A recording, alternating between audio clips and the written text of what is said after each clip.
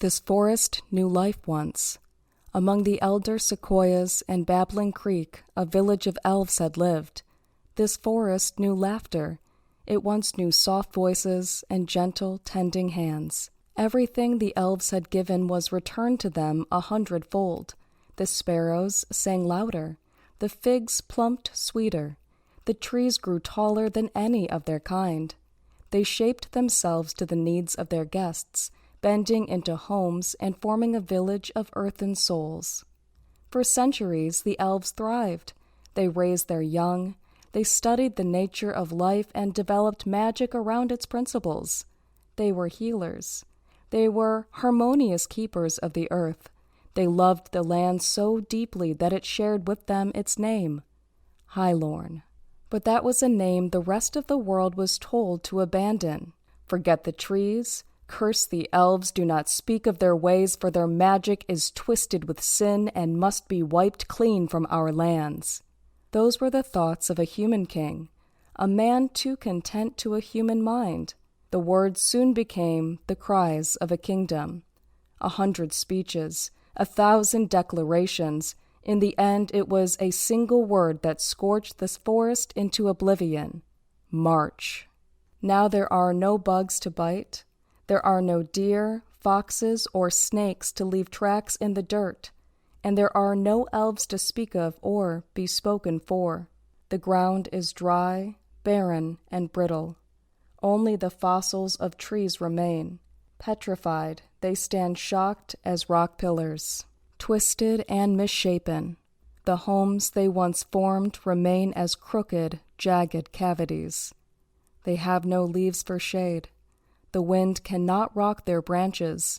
They stand as mere gray husks, headstones to themselves and the lives they cradled. This forest is haunted. With all of the life scorched too deep for the souls to pass, they remain trapped in a fossilized mockery of their village, too hurt to scream, too tortured to weep, and too scorned to pass away. The ghosts of this forest linger in silence. The trees cannot recall warmth nor rain. The animals are unable to stir, feed, or frolic. The elves cannot rest. Altogether, the creatures of this forest remain pained and afraid from their final few moments. Amongst their void, a single life approaches. Every ghost becomes absorbed in his arrival. Every spirit lingers as he sneaks through their vacant spaces. He is a human. Nothing magical, remarkable, or even noteworthy in a living woodland. Yet this place is dead. It hasn't felt life since the day the kingdom of men rained its magic fires. For the mortal's passing, the forest engrosses itself with his every step. It is mesmerized with his breath. This human is tired. This human is frightened, but stubborn. He doesn't admit the fear to himself. He only feels its symptoms. His heart thumps hard. His skin perspires cool, slippery beads. His eyes leak warm tears that streak clean lines through the stubble on his face. His shoulder, back, and calf all bleed. Despite his pain, he struggles to maintain his pace. His stumbles are frequent and jagged. Exhaustion and paranoia are the pendulum swinging his steps. Several times, he doubles back over his own dusty footprints, the only footprints, and poises a crossbow to the path from which he came. Several times, he holds his breath and takes aim between the trees, waiting for something, anything, to reveal itself. But nothing does. Nothing will. The forest would have relished another's approach. There is only the man, this human, and he grows weak. His breath is hoarse. His lungs scavenge at the dead air. The ghosts absorb his inhales and exhales like notes of their favorite lullabies. Those that breathed in life wrestle for their memories of it. Whatever it is to pant, blow, gasp, or sigh, many of the cursed souls try to recall. Those that remember mouths absent-mindedly mimic the motions. They feel the way he pulls at the air from within, clutches it tight for just a moment, and then lets it fade like a forgotten love. They feel the way his heart slows as he assures himself that he is alone.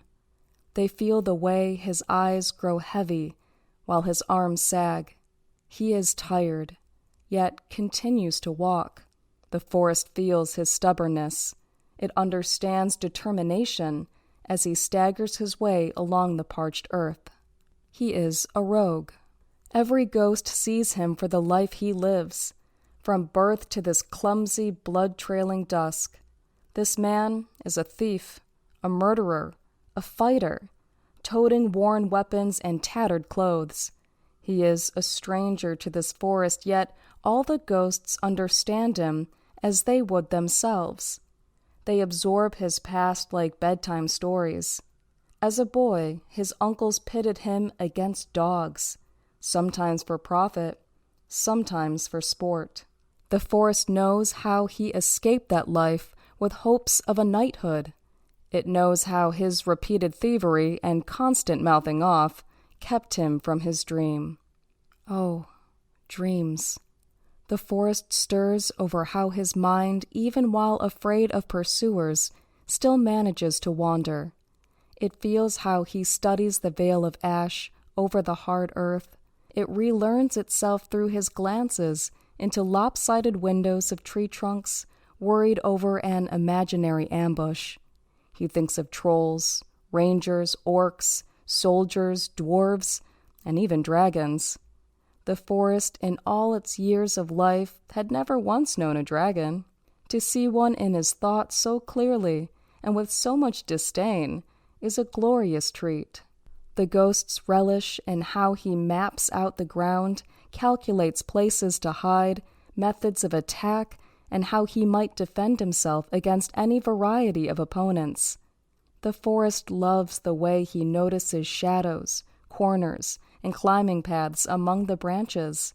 It loves the feeling of his perspective, mirroring all the depth it had forgotten of itself. This man is a strategist. He enjoys chess and card games, but not gambling. He has a passion for music, yet has only heard a handful of all the songs that ever existed, none of which had ever been sung in this forest. The ghosts swoon over every note he knows. Some struggle to put them into order. Others try to reason why music was ever so important. Others still simply miss the way rhythms happen. They focus on his heartbeat and imagine a tune as it's reflected through his tactical mind with a natural talent for song that he himself will never be aware of. The forest sees all of his crimes, how he'd begun with fruit in markets and then coins from pockets. He took for himself. He took for those he knew. He had escaped many times. Other times he'd been captured. As a boy, he liked prizes and souvenirs. As a man, he grew to prefer crimes. He liked picking fights against those larger and faster than himself. He didn't always win, but he always got something he wanted. As he walks through the forest, all the spirits feel what it was like for him to take life. He felt guilty for the dogs, but not his uncles. Never his family. The spirits crash against waves of his emotions, deep-seated tsunamis of fear, anger, and hardship. Between them they detect even a few small ripples of joy. But all the waves, the fervor, grow smaller as he ages. It was only just before he started killing for money that all his feelings stilled. The ghosts, who still know pity, do pity him for this. He doesn't know the gravity of his actions. He doesn't understand the things he takes away. For all he's seen and done, he can't understand death like the forest. He is a visitor. The forest feels the way he begins to regard his surroundings. Exhausted as he is, the dead trees and bare ground unsettle him awake. The flat gray of everything gives him discomfort. He now knows this place from stories and chatter. discussion in pubs, the few words of the king he caught himself reading. He knows this place had once been Highlorn, but everything he knows with certainty is a lie. The forest wants to scream as it feels his version of the story. If only its ghosts could remember how. The king had told his people of a growing evil. He told his subjects how the elves acted in death as sacrificial creatures who would steal their children and conjure darkness throughout the kingdom. They were twisting life in ways unnatural. They were trapping souls in bodies meant to die. They were heathens raising the dead. They were a festering evil against the king's great nation and grand gods. They would bring suffering, pain, and sin. And just like so many enemies of the pure kingdom, they were to be exterminated. The forest feels how this man recalls the chatter as he looks over its dead trees. It knows his discomfort by this place, as he imagines its evil, snarling elves ripping spines from babies and chipmunks in the names of black magic. The forest churns over his unrest, and would give anything to remember what it was to ball a fist and punch his throat. This man, the first man, its first life the forest has seen in years, and he's unnerved by it. As though the forest hadn't already been hurt enough by the cruelty of mankind, now it must endure the judgment of the murderer's naivety. It feels horror based on fables he only ever half paid attention to. And yet, it can't hate him for this. He is only alive. He is only human. Such a small, unremarkable, and magnificent thing. It's not his fault for failing to understand. It feels his contemplation. He knows this is a cursed place, and wagers on the idea that his pursuers won't dare enter. He looks to the darkening sky and sees stars speckling over the dead tree line. All of the ghosts remember the sensation of looking upon the stars, and what it means to be tired, and what a comfort it is to feel safe enough to sleep. The man is disturbed, but knows the forest won't hurt him. He understands why his pursuers won't follow. They're more afraid than him, maybe even guilty. All of the ghosts collectively watch as he unfolds a scratchy cloth and several stakes from a pack. With the back of his crossbow, he tries plunging the stakes into the earth. All of the forest hears the noise of wood clacking metal. It feels the man's frustration when the ground is too hard to be broken. All of the forest feels him fight the petrified soil and slowly give up. He grazes his hand along the earth, smoothing away the dusty layer of dead ashes, and looks sharply up at the trees. "It's warm?" he whispers. He speaks. He makes language with noise and breath. He communicates to himself out loud in such a way the ghosts had entirely forgotten. There is something so familiar, and yet it's the most obscure thing they've ever witnessed. The words themselves gain gravity as he passes his hand along the ground and then against the trees. Everything has a sensation to it, rough, hard, and jagged, and every last bit is still warm from the magic flames of several years ago. The forest feels the man's puzzlement. He looks at the trees, the ground, and the space between with new regard. He is in awe. He doesn't use his word noises as a caution against some overlooked pursuer that doesn't actually exist. But all of the forest catches his discomfort as he ponders the place around him. It isn't right. He's certain of it. He's run from the armies that have marched through this forest. He knows they killed the elves, and this place is meant to be thought of as cursed. He knows it had been burned, and of the people who gave it a new name, the Ash Woods. But this is wrong. He can feel it. The forest can feel him feeling it. It swoons over the question seated in his mind. What elves would cast magic to destroy their homes and themselves.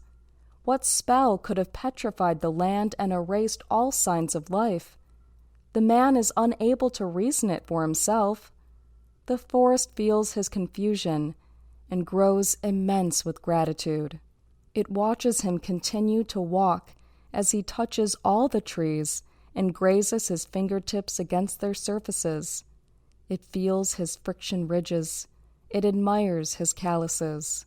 The man steps into a dried-out riverbed. He discovers soil soft enough to stake his tent. He's quick and haphazard with the task. He slides beneath the canvas, makes himself a small bed, and then patches his wounds before finally lying himself to rest. As he drifts off to sleep, he ponders the forest. As he drifts off to sleep, the forest ponders him.